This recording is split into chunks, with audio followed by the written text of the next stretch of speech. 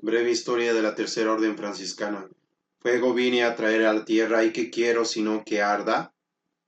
En un momento de extremo dolor, San Francisco, casi ciego por la afección de su vista que le torturaba, quiso saludar al hermano Sol y con él a todas las criaturas en una acción de gracias al Hacedor de todo cuanto existe. El Sol, la criatura que tanto le reconfortó siempre, ahora se convertía en su verdugo, pues le lastimaba severísimamente la vista. El final se acercaba, el santo lo sabía, y decidió bendecir a quienes representaban a las tres órdenes fundadas por él. Quiso morir en la porciúncula, el humilde albergue de la primera comunidad franciscana. Pidió que todos los hermanos presentes entraran y sobre la cabeza de cada uno impuso sus manos y bendijo también a los ausentes y a los que vendrían con él al tiempo y hasta el fin de los siglos. Lo más probable es que por revelación particular haya sabido que su orden perduraría por muchos siglos. Bendijo de manera afectuosa particularmente a Fray Elías, sucesor suyo y superior de la orden de frailes menores. A Santa Clara, superiora de la segunda orden, le hizo llegar, junto a otras hermanas, por medio de la estrofa de su postrer canto, y bendijo a las hermanas clarisas.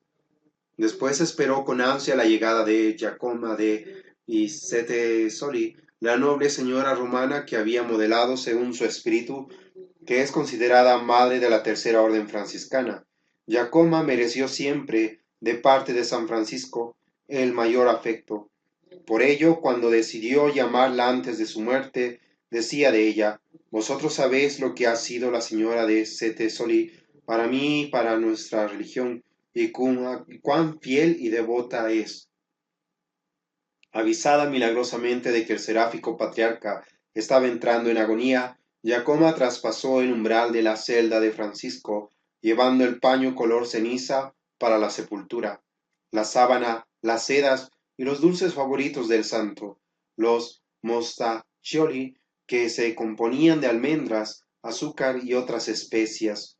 Esto lo llevaba por una revelación del Señor, para cumplir los deseos del moribundo. San Francisco vio con agrado y viva alegría la llegada de Giacoma. Al punto exclamó: bendito sea Dios, que ha traído a nosotros a la noble Giacoma, nuestra hermana. Abrid la puerta y dejadle entrar hasta aquí, porque para tal hermana no rige el decreto de clausura para las mujeres. Recibió afectuosamente los dulces y los comió, y después bendijo a Giacoma de Setesoli y con ella la orden tercera de seglares franciscanos. Pidió que le desnudasen y lo pusiesen en el suelo para rendir su último tributo a la hermana pobreza. Luego hizo saber su deseo de que le ciñesen con cilicios y le esparcieran cenizas sobre su cuerpo. Los presentes no resistían verlo en ese estado y prorrumpieron en llanto, pero San Francisco les dijo para que recapacitaran y meditaran sobre su misión: he cumplido mi obra, Cristo os señala la vuestra. Murió la víspera del 3 de octubre de 1226 y expiró entonando un salmo: libra mi alma de la cárcel para que yo alabe tu nombre. Cuando expiró, una parvada de alondras alzó el vuelo como acompañando el viaje de su alma al cielo. ¿Cómo nació la tercera orden? Un cuadro triste y sombrío presentaba la sociedad del siglo XIII, caracterizándose por su alejamiento de la vida cristiana con marcado y alarmante descenso a las abominaciones del paganismo. La providencia divina suscitó a dos grandes santos que dieron a la Iglesia verdaderas columnas y fortalezas contra el diluvio de pecados, corrupción y herejías. Uno de ellos fue el santo Domingo de Guzmán, quien con su orden de predicadores luchó incansablemente para que la verdad triunfara sobre el error, mas para llevar una vida de pobreza y de piedad acendrada, sin poner el acento en los estudios intelectuales, sino en la vida interior, surgió San Francisco de Asís para oponer un fuerte dique a la impetuosa corriente del mal que amenazaba a negar todos los pueblos, y cual otro Moisés que arrancó a los israelitas de la ignominiosa opresión de los faraones. Quiso Dios que el hijo de Pedro Bernardone salvase a los pueblos cristianos, restaurando las enseñanzas de Jesucristo, consignadas en las páginas sagradas del Evangelio, para llevar a cabo tamaña empresa. Era menester llamar a los hombres a la vida espiritual, a la fe práctica, honrando a la virtud oprimida, infundiendo en el corazón humano la esperanza del premio eterno y divino, del cual serán excluidos todos aquellos que habrán sepultado su corazón en las riquezas y placeres de la carne. Además, estaba en su apogeo la herejía de los albigenses, que perversamente explotaban la situación real del enriquecimiento del alto clero y pretendían regresar a la pobreza evangélica de los primeros tiempos, pero exagerando en las formas e incitando a la rebelión contra la autoridad legítima de la Iglesia. San Francisco, con la regla que instituyó, contrarrestó admirablemente a la herejía albigense, proponiendo una pobreza de acuerdo con el Evangelio, pero sin apostatar, sino al contrario, logrando una adhesión completa a la Iglesia de Jesucristo, mediante una forma de vida que ayudará a la santificación personal y social. Por esto fundó San Francisco dos órdenes religiosas, una de varones y otra de mujeres, y como acaeciera que el santo legislador y sus discípulos, con su predicación y ejemplo, arrastrasen en pos de sí innumerables muchedumbres de ambos sexos, queriendo los hombres vivir bajo la regla de la primera orden y las mujeres bajo la segunda, y considerando el hombre de Dios no ser conveniente que tantas personas fuesen recibidas en el claustro, prometió que con ayuda del cielo fundaría una tercera orden para satisfacer la devoción y el fervor de todo el mundo. En Albiano, la muchedumbre en tropel quiso ingresar a la primera orden, cosa que la prudencia misma no aprobaba, pues el fervor y el ímpetu inicial de los solicitantes hablaba de una emoción que con el tiempo podría enfriarse, y eso ocasionaría desánimos, desaliento y escándalo entre los miembros de la orden. Albiano no fue la primera villa cuyos habitantes solicitaron en forma unánime ser admitidos en la hermandad de un santo, a quien nadie sino Dios había ordenado, lo mismo que las ciudades, vilorios y aldeas de la Umbría y de la Toscana, de toda Italia se alinean en el mapa como las cuentas de un rosario, sus habitantes se alinearon en un ejército de estáticos admiradores que no tenían otro deseo fuera de unirse a la grey del santo. San Buenaventura dice que, conmovidas por la fervorosa predicación de Francisco, muchas personas de uno y otro sexo corrían en seguimiento de su doctrina y se consagraban a los saludables rigores de la penitencia, según la regla que habían recibido del siervo de Dios, el cual, viendo crecer el número de estos nuevos discípulos, determinó que su forma o modo de vida se llamase Orden de los Hermanos de la Penitencia, pues así como consta que para los que desean ir al cielo no hay otro camino común y seguro, sino el de la penitencia, así también se conoce cuán agradable sea en la presencia de Dios este instituto o género de vida, que comprende toda suerte de personas, clérigos y seglares, vírgenes y casados, por los muchos milagros que varios de ellos obraron, tanto en vida como después de la muerte. Así pues, el primer nombre de los terciarios fue el de los hermanos de la penitencia. Las reglas que Francisco había redactado bajo la cruz de la porciúncula eran pensadas para sus frailes. Ahora la porciúncula y San Damián, las cuevas y las ermitas, los monasterios y los conventos de los franciscanos y las clarisas, brotados por todas partes en el país, resultaron demasiado estrechos para los aspirantes a ser admitidos en el noviciado. Los habitantes de ciudades y aldeas enteras, de extensos distritos rurales, venían en grupos para seguir a Francisco.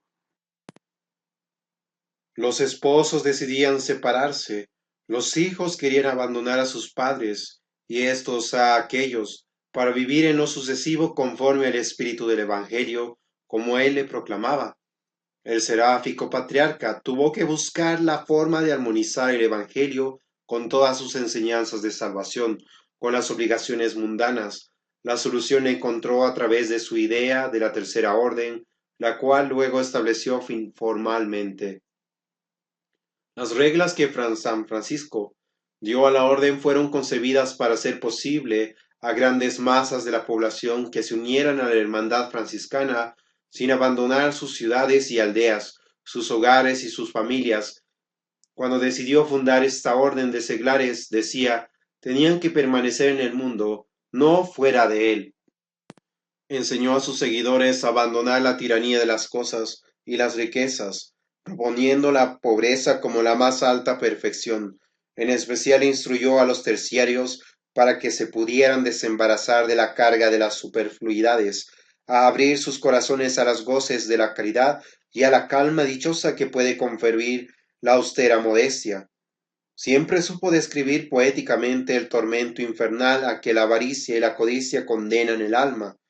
En 1221, predicando Francisco en la Toscana, encontróse en Pogisboni con un comerciante llamado Lucchesio, amigo suyo desde joven y que, a ejemplo suyo, habíase convertido a la pobreza de espíritu, mostrándose muy generoso con los pobres, a pesar de los reproches de su esposa Bonadonna. No pudiendo ésta resistir por más tiempo los ejemplos y virtudes de su esposo, acabó por ser buena de veras, como lo era su apellido. Fue entonces cuando Lucchesio rogó a Francisco que mostrase a ambos un camino de perfección conveniente a su estado, y el seráfico inspirado del cielo le contestó: He pensado justamente en instituir una tercera orden, en la cual puedan los casados servir perfectamente a Dios, y me parece haríais bien en entrar en ella.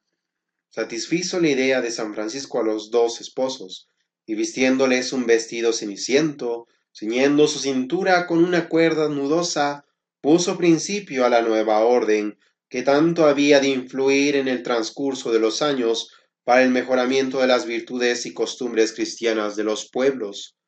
Tal es el origen de la tercera orden franciscana.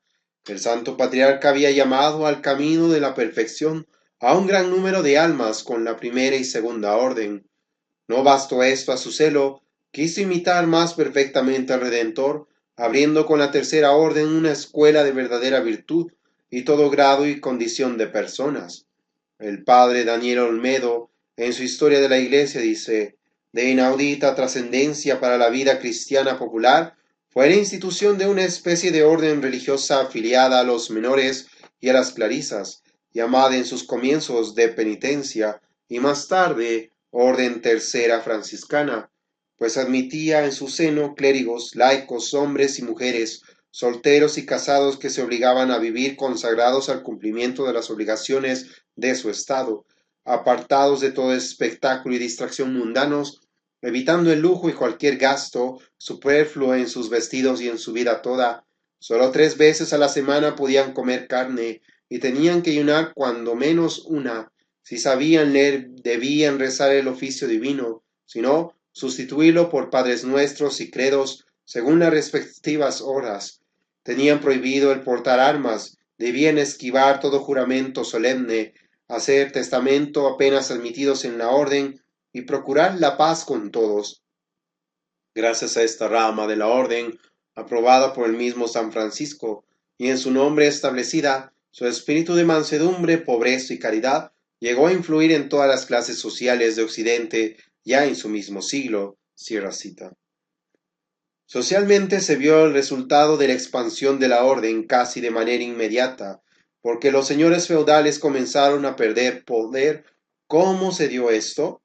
Todos sabemos por los estudios de la historia que los bárbaros, al invadir el territorio de lo que fuera el Imperio Romano, tomaron el poder de sus provincias y pueblos, pero no existía unidad de mando, ni de legislación, ni siquiera de costumbres, porque cada jefe o líder de grupo de bárbaros establecía su propio gobierno en un territorio no muy extenso, y esta distribución en demarcaciones bien delimitadas, pero no muy grandes, fue el inicio natural de lo que luego fueron los feudos y el sistema feudal. La población invasora era heterogénea, proveniente de diversos rumbos del norte de Europa, y por ello no existía sometimiento a un jefe único, a menos que tuviera la fuerza para dominar a los demás. Carlomagno, en el siglo VIII, logra unificar Europa, pero no terminó con el sistema feudal de manera completa. Este gran emperador fundó la universidad con los monjes más sabios de su tiempo, y al ser defensor de la Iglesia, logró que con libertad esta divina institución fundamentara lo que después sería la Edad Media. Pues bien, los señores feudales, aun en el tiempo de San Francisco, tenían gran poder, aunque ya estaban sometidos políticamente al rey, conservaban gran dominio sobre los habitantes de sus demarcaciones. El miedo al señor feudal y el sometimiento fue cayendo al encontrar el pueblo un ideal santo. El movimiento seglar de la Orden Tercera produjo una de las revoluciones sociales de más largo alcance en la Edad Media.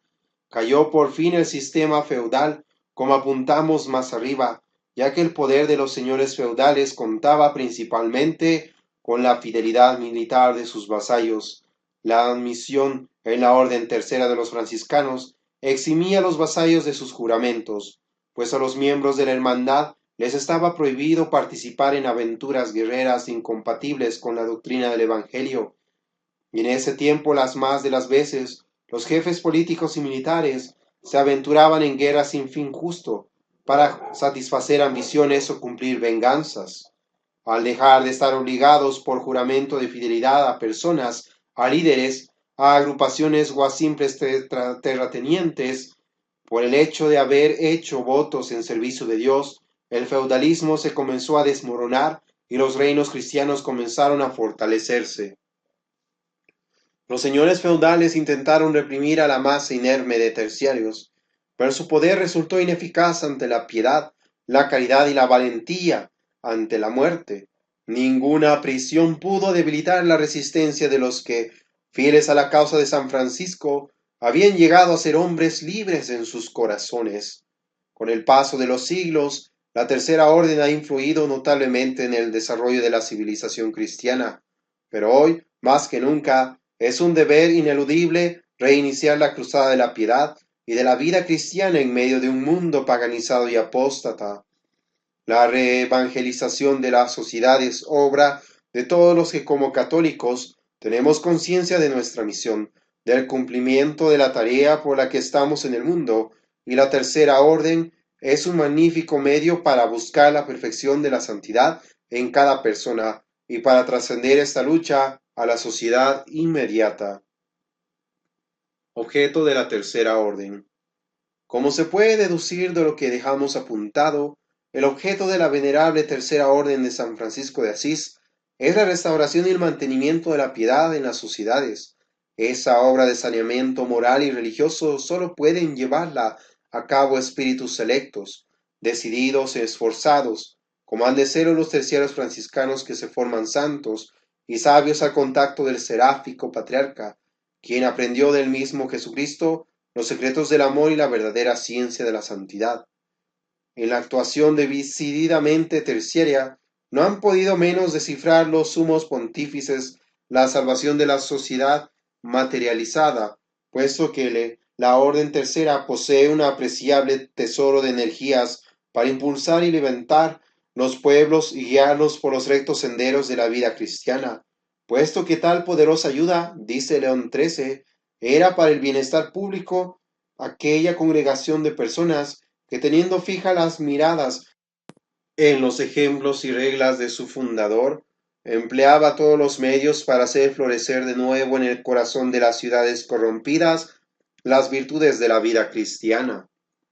Gracias al ejemplo y al trabajo de los terciarios, efectivamente se han visto repetidas veces debilitadas con frecuencia, desterradas las discordias, en ciertas ocasiones, por medio de su intervención, se han depuesto las armas en conflictos de partido, y siempre su influjo ha sido eficacísimo para alejar contiendas, desterrar escándalos, refrenar el lujo devorador y la vanidad corruptora, haciendo que floreciera el mejoramiento de costumbres y reinara por todas partes el espíritu de justicia y caridad. Una sociedad en la que el influjo de las órdenes terceras se hace evidente es una sociedad ordenada, piadosa, justa y moderada. Nos quejamos de que el mundo moderno es materialista, injusto y corrompido, pero es porque los bienes cristianos han dejado a los enemigos de Dios que hagan lo que quieran, y la influencia de los católicos es imperceptible porque no se ha hecho el debido apostolado, decía el Papa Pío XIII. Yo no temo a la fuerza de los malos, sino a la inacción de los buenos. La Tercera Orden es para quienes se sientan soldados de Jesucristo, dispuestos a evangelizar en medio de la marea de este mundo en proceso de descomposición. Por ello, y sobre todo en este tiempo de defensa de nuestra fe, Podemos decir con el licenciado Anacleto González Flores, el espectáculo que ofrecen los defensores es sencillamente sublime. El cielo lo bendice, el mundo lo admira, el infierno lo ve lleno de rabia y asombro, los verdugos tiemblan, solamente los cobardes no hacen nada. Hoy debemos darle a Dios gracias, fuerte testimonio de que somos católicos. Mañana se abrirán los labios de los valientes para maldecir a los flojos, cobardes y apáticos. Sí, así. Decía el apóstol de los gentiles, ay de mí si no evangelizare. Y San Agustín en sus soliloquios decía, ¿sabes cuál es el precio de tu salvación? El precio eres tú mismo. Paga el precio dándote todo para Dios. Mas puede un fraile con su breviario y su rosario que una academia de sabios y nobles con miles de pesos.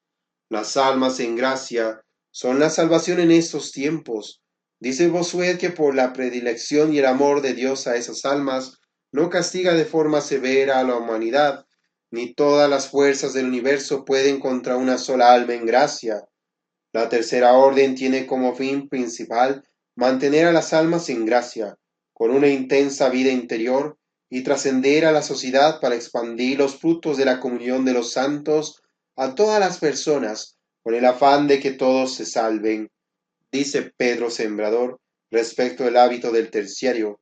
La grandeza de nuestro hábito consiste, entre otras muchas cosas, desde luego, en que mucho nos ayuda a conservarnos en estado de gracia, y estando en este estado y llevando puesto el hábito interior, las buenas obras que hacemos con la intención de servir a Dios lo agradan más y recibirán mayor recompensa en esta vida y en la otra. Después, y esto es de la mayor importancia, que si lo llevamos dignamente nos ayudará a ser mejores cristianos, a vivir más perfectamente la vida cristiana, pues nos recuerda constantemente que somos terciarios franciscanos, que debemos manejarnos como cristianos perfectos, pues fue para ello que ingresamos a nuestra bendita orden, y nos recuerda que para esto debemos servir a Dios, como lo declaramos el día de nuestra profesión. Cierra cita. El hábito así nos recuerda que debemos guardar ante todo los mandamientos de la ley de Dios y de la Iglesia para conservarnos en estado de gracia, requisito indispensable para ser grato a los ojos de Dios. Y además de esto, nos recuerda constantemente que las principales virtudes que el terciario debe procurar tener, además del servicio de Dios, son la penitencia, el amor a la pobreza, la humildad y la pureza, pues la burda lana de que está hecho nuestro hábito y su color nos recuerda que debemos hacer penitencia, su falta de bordados y adornos, que debemos amar la pobreza, el color blanco de la cuerda, que debemos ser castos, y los tres nudos que lleva y que representan las tres personas de la Santísima Trinidad, nos recuerdan que estamos atados al servicio de Dios. ¿En qué consisten estas virtudes? La penitencia es lo mismo que arrepentimiento. Llevar una vida de penitencia es vivir continuamente arrepentido de nuestros pecados. Quien está verdaderamente arrepentido de ellos procura desagraviar a Dios de sus culpas pasadas haciendo sacrificios que se llaman penitencias. Hay que entender que para hacer penitencia no es necesario flagelar nuestro cuerpo, ni llevar cilicios, ni las maceraciones, etc. Basta al terciario franciscano para hacerla con cargar su cruz, es decir, bendecir las penas y contrariedades de la vida diaria y ofrecerlas a Dios en satisfacción de nuestros pecados. Nada como la vida de penitencia y la frecuente en la Sagrada Comunión nos ayuda tanto a vivir en estado de gracia. Recordemos que el primer nombre de los terciarios fue el de hermanos de la penitencia. El servicio de Dios, servir a Dios, es hacer nuestras obras buenas y aún las indiferentes, con la intención de agradarlo, en otras palabras, por amor suyo, en su honor, en su nombre, en su santo servicio. El terciario sirve a Dios guardando su regla y haciendo todos los actos del día con intención de agradarlo. El amor a la pobreza, amarnos la pobreza no quiere decir que debamos ser materialmente pobres, sino que seamos pobres de espíritu, es decir, que estemos contentos con lo que nos tenemos, no tener afecto desordenado u obsesivo a las riquezas, de tal manera que si no las tenemos, no las deseamos desordenadamente, y si las tenemos, no nos apeguemos a ellas con un afán desordenado que nos aparte de Dios. Amar a Dios más que a todo lo que existe, estar dispuesto a perderlo todo antes que ofender a Dios. Ser pobre es tener la santa indiferencia, tener o no tener, que sea lo mismo para nosotros, no ser flojos ni abúlicos en el cumplimiento de nuestros deberes. Si tenemos, será gracias a Dios, y si no tenemos, bendigamos a Dios. La humildad. Consiste la humildad en no creerse mejor que el prójimo, en no ser pretencioso, en no ver menos a nadie, en no ensoberbecerse con los bienes que se tienen, considerando que Dios nos lo ha dado y que es a Él a quien toca el honor de ellos, y que mientras más dones nos haya dado, mayor será la cuenta que tengamos que rendirle. El soberbio vuelve veneno contra sí mismo los bienes que Dios ha recibido y se convierte en esclavo de su propio yo, de sus propios caprichos e inclinaciones. El humilde, por el contrario, hace a Dios justicia de sus dones y es libre porque no está atado a su propio orgullo, sino a la mayor gloria de Dios. La castidad. Ahora que Asmodeo, el demonio de la lujuria, está suelto y domina los ambientes de este mundo, debemos reflexionar sobre la virtud que nos lleva a abstenernos de los placeres ilícitos de la carne y de todo cuanto a ellos pueda llevarnos o inducirnos. Estos placeres que son perfectamente lícitos dentro del matrimonio, cuando son de acuerdo a la moral cristiana y ordenados a la generación de los hijos, son por completo ilícitos entre personas que no están casadas. Todo lo que tiene que hacer el terciario franciscano para ser casto es guardar el sexto y noveno mandamientos, evitar como la regla le ordena las diversiones peligrosas y espectáculos pecaminosos, así como las malas compañías, etc. Y sobre todo esas familiaridades entre personas de sexo diferente que están actualmente tan en boga. También evitar esa relación de noviazgo tan libertina que hoy en día es tan frecuente, en la que tanto él como ella pierden paulatinamente la libertad, adormecen la conciencia y pierden la gracia de Dios. Excelencias de la Tercera Orden Franciscana. Este seráfico instituto no es cofradía ni congregación, sino orden verdadera, como han declarado muchos sumos pontífices y concilios generales, porque consta de regla aprobada por la Iglesia, forma de hábito, noviciado, profesión, rezo y todo esto uniforme, sin variación en todo el mundo y desde su fundación hasta el fin de los siglos. De hecho, esta orden fue aprobada y confirmada por los papas Nicolás IV y León XIII. Esta orden apenas nacida se extendió maravillosamente por todos los grados de la jerarquía social.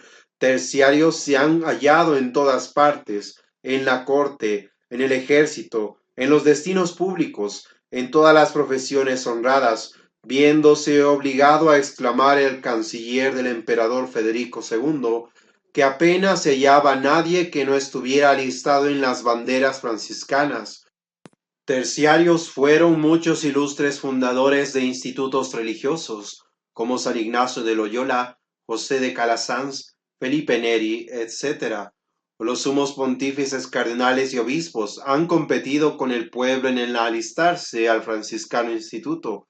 Millares de apóstoles que han llevado la nueva evangélica y los adelantos de la civilización en tierras de infieles, de idólatras y paganos, e innumerables letrados, doctores y sabios que con su solo nombre llenan el mundo de las ciencias. Pero el timbre más glorioso para la tercera orden franciscana es esa grande e inmensa legión de santos y santas pobladores del cielo, que con las de la primera y segunda orden forman la más rica corona del seráfico fundador. Indulgencias y privilegios. La orden tercera participa de todas las indulgencias que directamente han sido concedidas a la primera y segunda orden, y de todas las indulgencias de la orden tercera participan la primera y la segunda, así como también existe la más auténtica y perfecta comunicación con las clarisas, concepcionistas, terciarias de claustra, ursulinas y todas las congregaciones de votos simples que militan canónicamente bajo el estandarte de la milicia franciscana. No hay que perder de vista esta comunicación de indulgencias entre todas las familias franciscanas. La comunión de los santos es uno de los misterios más hermosos de nuestra santa fe. Es el misterio de la unidad en la caridad y en la gracia. Es el misterio de la participación del inagotable y fecundísimo tesoro de las gracias entre las almas que viven en la amistad de Dios. Es el puente mediante el cual unos podemos pedir por los otros y las obras buenas de unos aprovechan a los otros. La gracia es el acceso a los frutos de la comunión de los santos. Es como la forma de conectarse a la corriente eléctrica de donde brota una inefable energía de santidad que fortifica a los católicos. Por ello Jesucristo nuestro Señor semejaba a la iglesia con la vid y los sarmientos. El que está en comunión con la iglesia vive, y el que no se seca y muere sin la gracia del Altísimo. En la orden tercera creemos profundamente en este dogma de la comunión de los santos y confesamos que entre los terciarios vivos y difuntos de hoy y desde tiempos de San Francisco existe una comunión espiritual y una participación de la gracia concedida por Dios a quienes vivan dignamente la regla. Así pues, nos convertimos en intercesores unos de otros y tenemos abogados en el cielo que continuamente están pidiendo por nosotros. Nicetas, obispo de Mesiana, por el año de 398 o 402, escribió: ¿Es acaso la iglesia otra cosa que la congregación de todos los santos?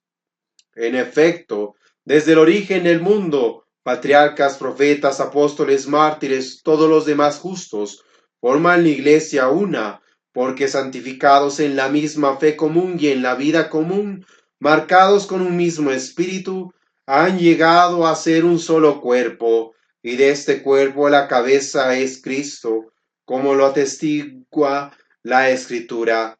Digo más aún, hasta los ángeles, hasta las virtudes de los cielos y las potestades están confederadas en esta única iglesia. Luego en esta iglesia una cree que obtendrás la comunión de los santos. Sabe pues que una es la iglesia católica establecida en toda la tierra, cuya comunión firmemente debes conservar. Cierra cita. Por su parte, San Ambrosio de Milán dice: la solidaridad de los miembros de Cristo es tal que nada de lo que los afecta es individual. Esta unidad de la fe y de la caridad viene de Cristo y del Espíritu Santo. La muerte no puede romperla. Los santos no están fuera de ella. Gimen aún con nosotros y por nosotros. Su compasión fecunda los trabajos y combates de la Iglesia. Se alegran con las oraciones, ayunos y limosnas de los fieles que granjean a estos su eficaz intercesión. Los ángeles se asocian a la alegría y mediación de los santos. Cierra cita. Y para cerrar con broche de oro, San Agustín dice de la comunión de los santos la doctrina más compacta y completa a la que los teólogos escolásticos no tendrán nada que agregar. Cita: el fundamento de la unidad de la Iglesia es que ella es un cuerpo místico cuyo jefe es Cristo, la cabeza. Esta unidad es la de la caridad. Luego, por derecho, abarca a todos los hombres, pero de hecho solo los fieles justificados están en esta unidad real y perfecta. Los apóstatas, los herejes, los cismáticos se arrancaron del cuerpo. Es necesario rogar a Dios para que los convierta y reintegre. Los pecadores son todavía miembros ligados al cuerpo, pero exangües, inertes. La salud y la vida pueden volverles por la misericordia del Jefe.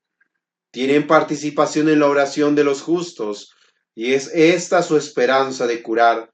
Todos los que tienen o han tenido a Cristo como jefe pertenecen a la Iglesia, desde el principio del mundo hasta el fin, adjuntándoles las legiones y los ejércitos de los ángeles, como ciudadanos de una misma ciudad bajo un mismo rey. La acción del Espíritu Santo se ejerce sobre el Cristo, total, que comprende la cabeza y los miembros, no la cabeza sin los miembros, no los miembros separados de la cabeza. Totus Christus el capo del corpus es. Los oficios son diversos, la vida común, oraciones, buenas obras, méritos de cada uno benefician a todos. Los méritos de los mártires son nuestros, y nuestros los de Cristo. Por nosotros dieron su vida, su sangre no cesa de interceder por nosotros. Imitarlos debe ser nuestra tarea cotidiana. Si nosotros no podemos seguirlos con la acción, sigámosle con el deseo, sino con tal excelencia, al menos con la misma generosidad. El primer deber es mantener la caridad, de donde inferimos la malicia del pecado que la debilita y el crimen del cisma que la destruye. Cierra cita. Así pues, el terciario debe tener siempre en la mente el misterio de la comunión de los santos, que a la vez es un dogma de nuestra fe, tal como lo declara el símbolo de los apóstoles. Creo en la comunión de los santos, y con este pensamiento tener también la convicción que con sus buenas obras en estado de gracia participará de los méritos infinitos de Jesucristo, Dios hecho hombre, quien le participa de la gracia para fortalecer y santificar su alma y convertirlo en apóstol en medio del mundo. Es, pues, de trascendental importancia mantenerse en estado de gracia para recibir la vida de Dios y para rogar por nuestro prójimo. Hasta por caridad, para con nuestros semejantes debemos vivir en gracia, para interceder por ellos y aplicar sufragios por las almas del purgatorio, pero sobre todo para estar en la amistad de Dios y aspirar a la eterna bienaventuranza. La Iglesia es una en el espacio y en el tiempo, porque en todo el mundo y en los cielos y el purgatorio es la misma, y en el tiempo es la misma, la de los apóstoles y la de hoy, por lo que si el modernismo y el liberalismo progresista se dicen la Iglesia de Jesucristo, están en un error porque tan rota la unidad en el tiempo, al separarse de la fe de la Iglesia de siempre, y por lo tanto no pueden gozar de la comunión de los santos. No son la misma Iglesia de los santos padres y los doctores, de los mártires y de los confesores. No existe comunión entre la fe de la nueva Iglesia y la Iglesia católica fundada por Jesucristo. Nota del canal. Lo siguiente se extrajo y se pondrá en texto en la descripción de este video. Cierra nota. Privilegios revelados a San Francisco. Entre los muchos privilegios y gracias que el Señor reveló al seráfico y llagado patriarca San Francisco de Asís, son célebres los 7 que vamos a citar, y los traen todos sus biógrafos, como se puede ver en el cronista general, Padre Cornejo. El eminentísimo señor Cardenal Vives trae los mismos en el fondo, y el Papa Gregorio IX afirma haber oído de boca de San Francisco la concesión de estas gracias.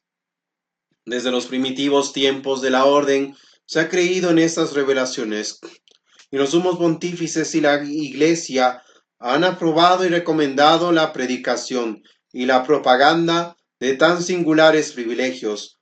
Le reveló el Señor los 3 primeros cuando en el monte Albernia recibió las 5 llagas de amor, y los otros 3, como dice el Papa Gregorio IX, en otras ocasiones en que Dios le otorgó alguna gracia extraordinaria. Helos aquí los tan venerados y respetados privilegios, y conviene aprenderlos de memoria. Primero, que sus hijos de las 3 órdenes, los devotos, los bienhechores y cualquiera que de corazón amase la orden seráfica, conseguirá la salvación de su alma, porque Dios le daría tiempo, por más gran pecador que fuese, para arrepentirse, o hacer una buena confesión de sus pecados. 2. Que su orden duraría hasta el fin del mundo. Tercero, que ninguno que quisiese vivir mal en su orden podría perseverar en ella por largo tiempo. Cuarto, que ninguno moriría en pecado mortal con su santo hábito. Quinto, que cuantos más religiosos hubiesen su orden, tanto más abundantemente los proveería el Señor de limosnas y de todo lo necesario. Sexto, que todos los perseguidores, calumniadores y enemigos de su orden serían gravemente castigados por Dios, y que sus días acabarían en breve tiempo y mal. Séptimo, que los verdaderos observantes de la regla seráfica tendrán divinas consolaciones y luces particulares para evitar las ocasiones y no caer en pecado mortal, consumando la carrera de su vida con la preciosa muerte de los justos y librándose de las penas del purgatorio. El valor teológico de estas revelaciones y afirmaciones es tan concluyente como el de las apariciones y promesas del corazón de Jesús, de la Virgen del Carmen y de todas las revelaciones privadas y particulares, y siempre hay que entenderlas con las debidas cautelas y salvedades, pero no es poco consolador el tener a nuestro favor una revelación particular y el privilegio de no morir en pecado mortal los hijos y los devotos de San Francisco, porque el Señor los concederá el tiempo y la gracia de no hacer una mala muerte. Sabido es también que, según Bartolomé de Pisa, Varecio, Cornejo y otros autores de nota, baja San Francisco al purgatorio el día de la porciúncula, el 2 de agosto, el día de la impresión de sus sagradas llagas, 17 de septiembre, y el día de su muerte o tránsito, el 4 de octubre, a librar de aquellas penas y sufrimientos a los hijos de las tres órdenes y a todos sus devotos. Bendición de nuestro Padre San Francisco a los que guardaren su regla. El que estas cosas guardare, alcance en el cielo la bendición del Altísimo Padre, y en la tierra sea lleno de la bendición de su muy amado Hijo, y la del Espíritu Consolador. Y yo, Fray Francisco, pequeño siervo vuestro, confirmo dentro y fuera esta santísima bendición, con todas las virtudes del cielo y con todos los santos. Amén. Obligaciones de los terciarios. La regla de los hermanos terciarios tiene por objeto conservar a los fieles en la fe católica y en la obediencia de la Iglesia romana, moverlos a la exacta observancia de los preceptos divinos y eclesiásticos, y por medio de las obras piadosas, hacerlos modelos acabados de perfección cristiana en medio del siglo y ejemplares de la perfección evangélica. San Francisco, con el objeto de contentar a todos los que le querían seguir y hacerlos participantes de la vida claustral, instituyó esta orden y logró que en medio del mundo pudiesen los fieles hacer una vida tan edificante que moviesen por su ejemplo a los demás a ser buenos cristianos. Obligaciones diarias. Primera, asistir a misa si cómodamente pueden. Segunda, rezar 12 Padre Nuestros, Ave María y Gloria Patri, o el oficio Parvo de la Virgen, o el oficio del terciario franciscano. Los eclesiásticos cumplen con el oficio divino. Tercera, vestir con decencia y huir del lujo. Cuarta, no asistir a espectáculos inmorales, ni ver programas o grabados indecentes, tampoco ir a convites o festejos donde no haya templanza. Quinta, impedir que entren en sus casas libros, periódicos, revistas, películas o mensajes de cualquier tipo que puedan poner en peligro la virtud o la fe, y no dejar que sean influenciados por ellos quienes están bajo su gobierno. Sexta, llevar el escapulario y ceñir la cuerda, so pena de carecer de los privilegios. Obligaciones mensuales. Primera, recibir con devoción los santos sacramentos de la penitencia y la Eucaristía. Segunda, asistir a la reunión mensual o función de la Venerable Orden Tercera. Tercera, contribuir con alguna limosna al fondo común para asistir a los hermanos necesitados o enfermos y para el culto divino. Obligaciones anuales. Primera, ayunar las vigilias de la Inmaculada Concepción y de nuestro seráfico Padre San Francisco. Segunda, asistir a las exequias de los hermanos y rezar juntos el rosario en sufragio de sus almas. Tercera, recibir la Sagrada Comunión con fervor por el eterno descanso del hermano difunto y los sacerdotes. Aplicar la Santa Misa. Cuarta, disponer con tiempo de sus cosas por testamento. Oficio franciscano. A. Maitines, se reza pasada la medianoche o en la madrugada. Laudes al alba o salida del sol. Horas menores. A prima a las 6 de la mañana. Tercia a las 9 de la mañana.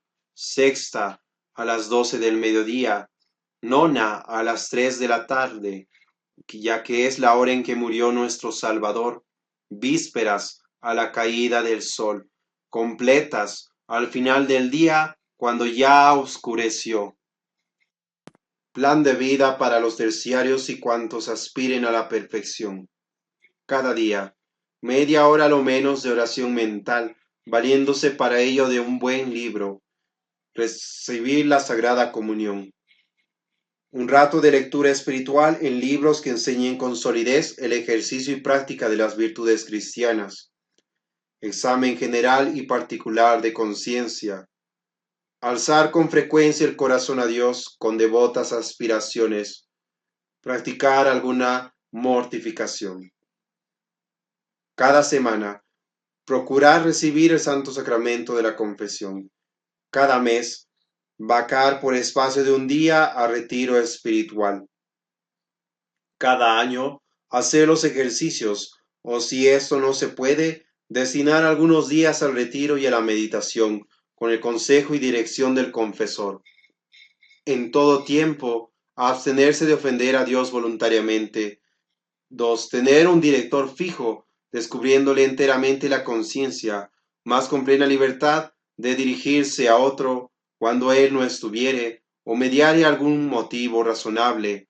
3. Tener y observar un reglamento de vida, no omitiendo sin justa causa devoción ni obra alguna de las acostumbradas, por más tedio, sequedad o repugnancia que se experimente. Prácticas de piedad varias. Al salir de casa, es propio de los buenos cristianos armarse siempre con la señal de la cruz, que es el arma principal contra el demonio, y al salir de casa debemos santiguarnos y decir con David. Nota del canal, las siguientes oraciones en la descripción. Cierra nota. Del recreo y diversiones. La recreación y diversiones son una necesidad de nuestra naturaleza, pues nos es imposible dedicarnos continuamente a trabajos serios y pesados, y la debilidad de nuestro organismo nos pide alguna tregua. Pero esto lo debemos de tomar como medicina, no como alimento, no como fin u oficio, pues sería trastornar las cosas, tomando lo accidental por lo capital.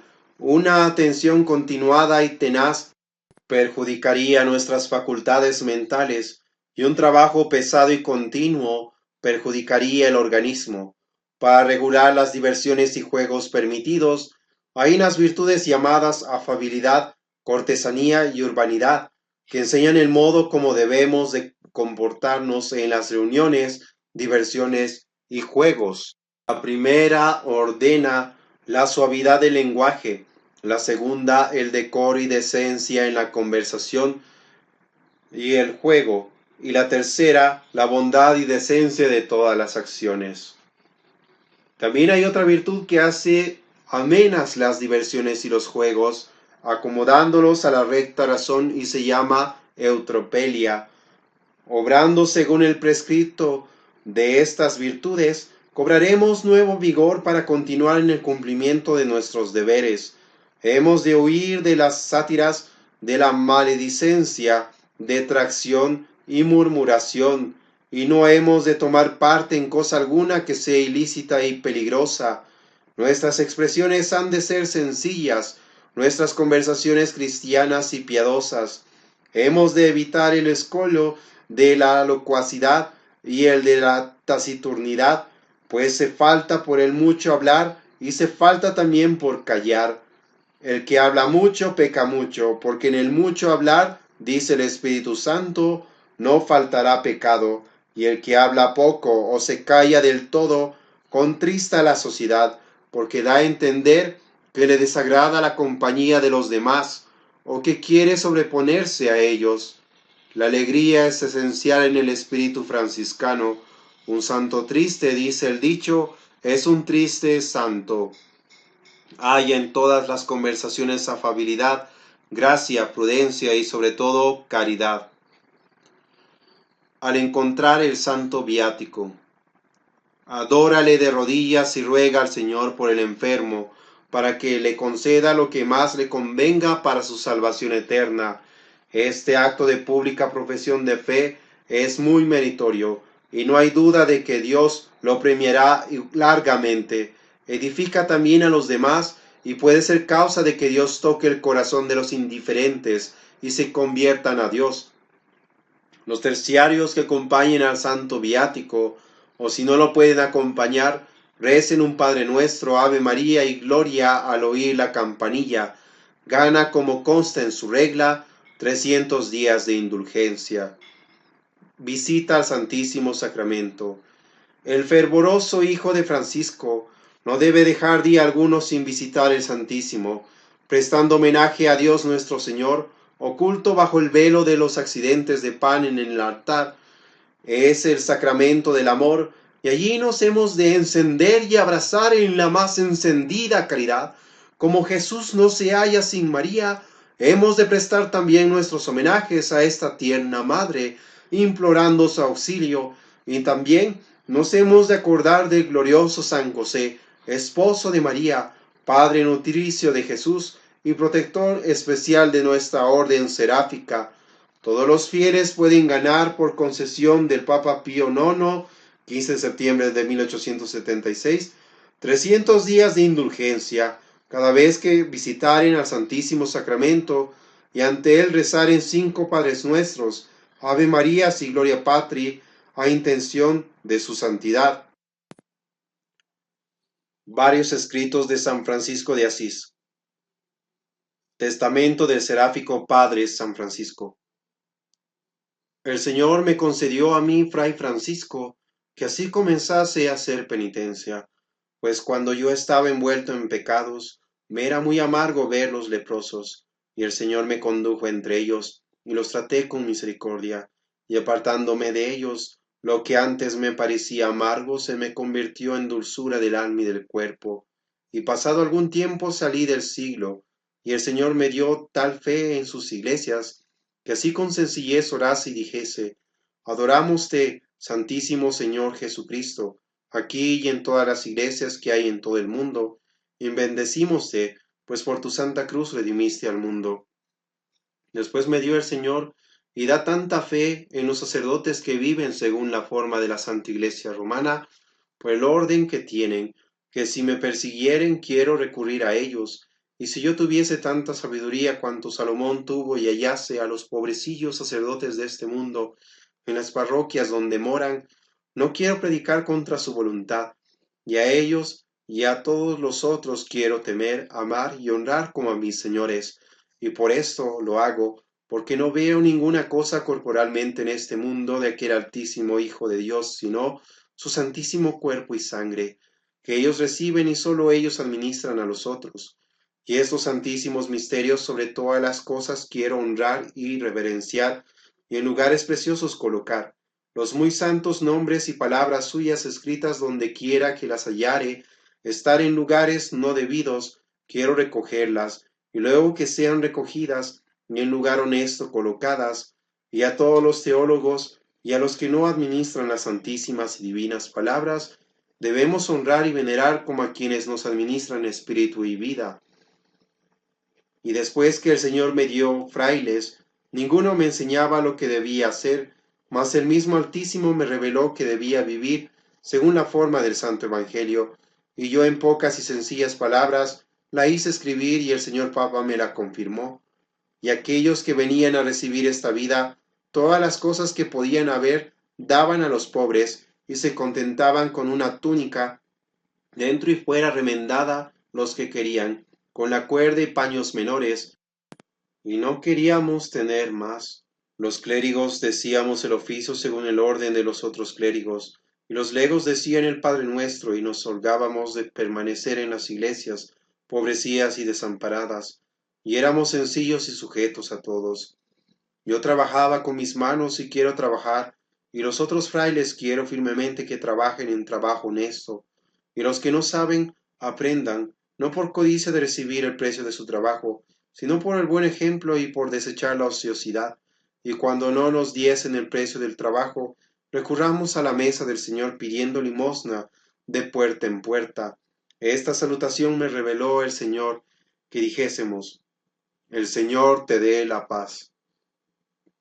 Guárdense los frailes de que las iglesias y pobrecías moradas y todas las otras cosas que para ellos se edifican, en ninguna manera las reciban si no fuesen conformes a la santa pobreza, la cual en la regla prometimos, siendo en ellas hospedados como advenedizos y peregrinos. Mando firmemente por obediencia a todos los frailes, donde quiera que estén, que no se atrevan a pedir alguna letra en la curia romana por sí, ni por interpuesta persona, ni por la iglesia, ni para lugar alguno, ni con pretexto de predicación, ni por persecución de sus cuerpos, mas donde quiera que no fuesen recibidos, huyan a otra tierra a hacer penitencia con la bendición de Dios. Y firmemente quiero obedecer al ministro general de esta hermandad y a aquel guardián que le pudiere darme, y de tal modo quiero ponerme en sus manos que no pueda ir ni hacer contra su obediencia y voluntad, porque es mi Señor.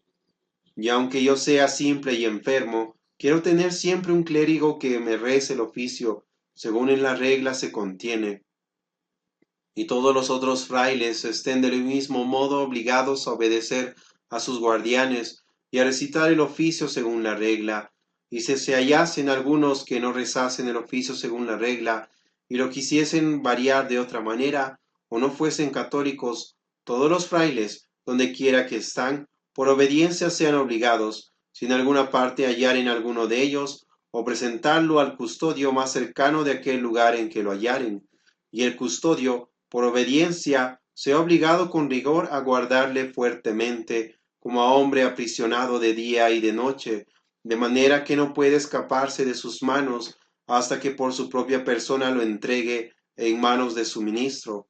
Y el ministro obligado esté firmemente, por obediencia, de enviarle con tales frailes, que de día y de noche lo guarden, como a hombre encarcelado, hasta que lo presenten ante el Señor ostiense, que es el Señor protector y corrector de esta fraternidad. Y no digan los frailes, esta es otra regla, porque esta es una recordación, aviso y amonestación, y es mi testamento, que yo, Fray Francisco, pequeñuelo siervo vuestro, hago para vosotros mis frailes benditos, para que la regla que al Señor prometimos más católicamente guardemos, y el general ministro y todos los otros ministros y custodios sean obligados por obediencia a no añadir ni quitar cosa alguna en estas palabras, y tengan siempre que escritos consigo junto a la regla, y en todos los capítulos que hacen cuando leen la regla, lean también estas palabras, y a todos mis frailes, clérigos y legos, mando firmemente por obediencia, que no pongan glosas en la regla, ni en estas palabras diciendo, así se han de entender, mas como el Señor me concedió decir y escribir sencilla y puramente la regla y estas palabras, así simple y puramente y sin glosa, quiero que las entendáis y con santa obra hasta el fin las guardáis. Y aquel que estas cosas guardare, sea en el cielo lleno de la bendición del muy alto Padre Celestial, y en la tierra sea lleno de la bendición de su amado Hijo, con el Santísimo Espíritu Consolador, y con todas las virtudes celestiales, y con todos los santos. Y yo, Fray Francisco, pequeñuelo y siervo vuestro en el Señor, en cuanto puedo os confirmo, dentro y fuera, esta santísima bendición. Amén. 2. Del cuerpo de Cristo. Dijo el Señor a sus discípulos, cita, Yo soy el camino, la verdad y la vida. Nadie llega al Padre sino por mí. Si me hubierais conocido a mí, hubierais sin duda conocido a mi Padre. De hoy en adelante le conoceréis y le habéis visto. Dícele Felipe, Señor, muéstranos al Padre, y eso nos basta. Jesús le responde, ¿tanto tiempo hace que estoy con vosotros y no me habéis conocido? Felipe, quien me ve a mí, ve también a mi Padre. Mi Padre habita en luz inaccesible, y Dios es espíritu, y a Dios nadie le ha visto nunca, porque Dios es espíritu. Por lo mismo no puede ser visto si no es en espíritu, ya que el espíritu es el que vivifica, mas la carne nada aprovecha.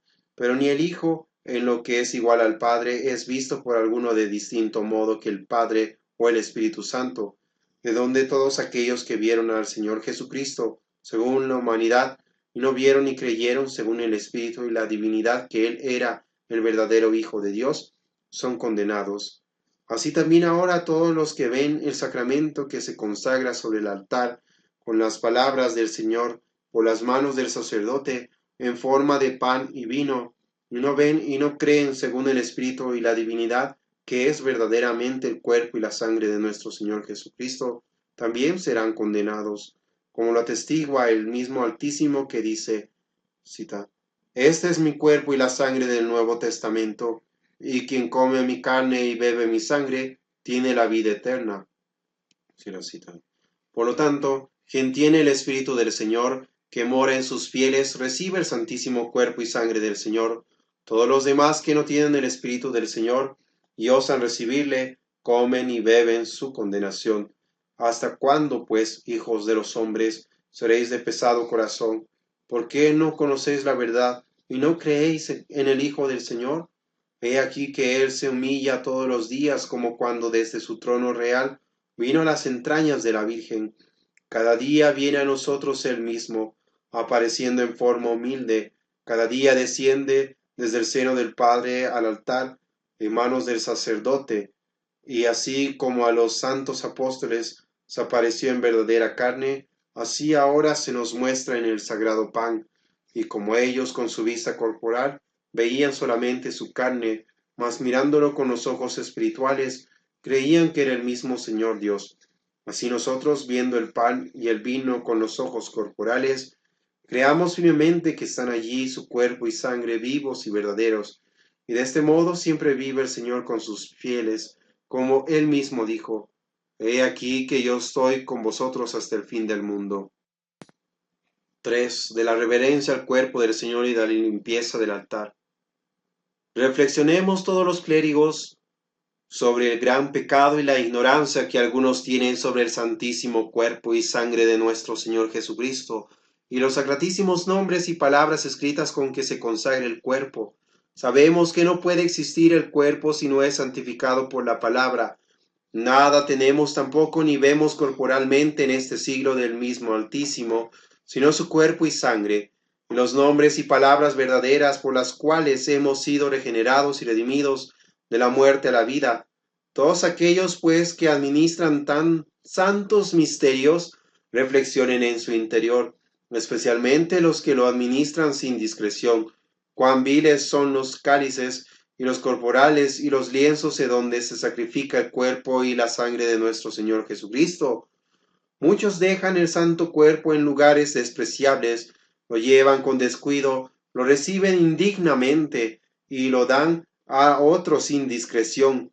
Además, sus nombres y sus palabras escritas son pisoteadas algunas veces, porque el hombre animal no entiende las cosas divinas y no nos movemos a compasión y ternura pensando estas cosas, siendo así que el mismo piadoso Señor se viene a nuestras manos y lo manejamos y todos los días lo recibimos por nuestra boca. ¿Por ventura ignoramos que hemos de caer en sus manos? Corrijamos pues prontamente y con esfuerzo todas estas cosas y otras semejantes, y en cualquier parte que sellar el cuerpo de nuestro Señor Jesucristo, inconvenientemente colocado y abandonado, quítese de aquel lugar y póngase en otro precioso y seguro. De igual modo, los nombres y palabras escritas del Señor en cualquier parte se encuentren en sitios inmundos, deben ser recogidos y colocados en lugar honesto.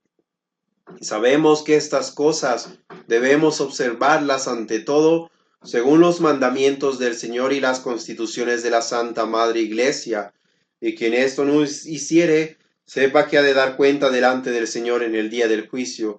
Y él quisiere sacar copias de este escrito, a fin de que sea mejor observado, sepa que será bendito del Señor. 4. A los rectores de los pueblos.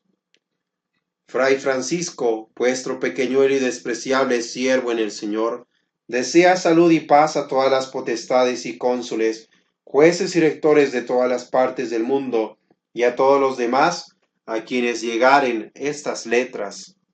Considerad y reflexionad que el día de la muerte se acerca.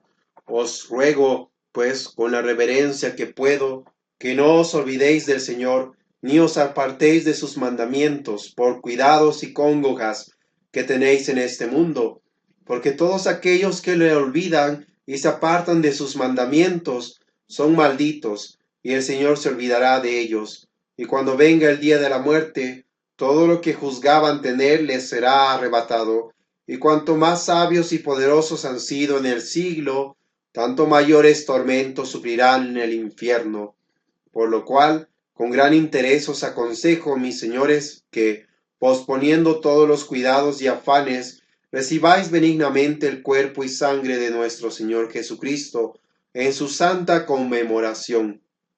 Y tanto honor deis al Señor en el pueblo que se os ha confiado, que todas las tardes se anuncie por algún pregón o por otra señal la hora en que se deben dar gracias al Señor omnipotente y cantarle alabanzas. Y si esto no hiciereis, sabéis que habéis de dar cuenta delante de nuestro Señor en el día del juicio. Los que guardaren este escrito consigo y lo cumplieren, sepan que serán benditos del Señor. 5. Himno a las virtudes. Salve, reina sabiduría, Dios te salve con tu hermana la pura santa sencillez. Dama santa pobreza, Dios te guarde con tu hermana la santa humildad. Dama santa caridad, Dios te salve con tu hermana la santa obediencia. Santísimas virtudes todas, Dios os salve, de quien procedéis y venís.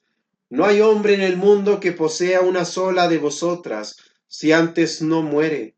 Quien tiene una y no ofende a las demás, las tiene todas, y quien a una sola ofende, a ninguna tiene y a todas ofende, y a cada una confunde los vicios y pecados. La santa sabiduría confunde a Satanás y a todas sus astucias. La pura santa sencillez avergüenza toda la sabiduría de este mundo y a la prudencia de la carne. La santa pobreza confunde toda codicia, toda avaricia y los cuidados de este mundo. La santa humildad triunfa de la soberbia y de los hombres mundanos y de todo lo que hay en el mundo. La santa caridad desbarata las diabólicas y carnales tentaciones y todos los temores de la carne. La santa obediencia ahuyenta todos los antojos y veleidades de la carne y mantiene el cuerpo sujeto a la obediencia del Espíritu y a su hermano y a todos los hombres de este mundo, y no solo a los hombres, mas a las bestias y fieras, para que hagan de él lo que quieran, cuanto les permitiere desde arriba el Señor.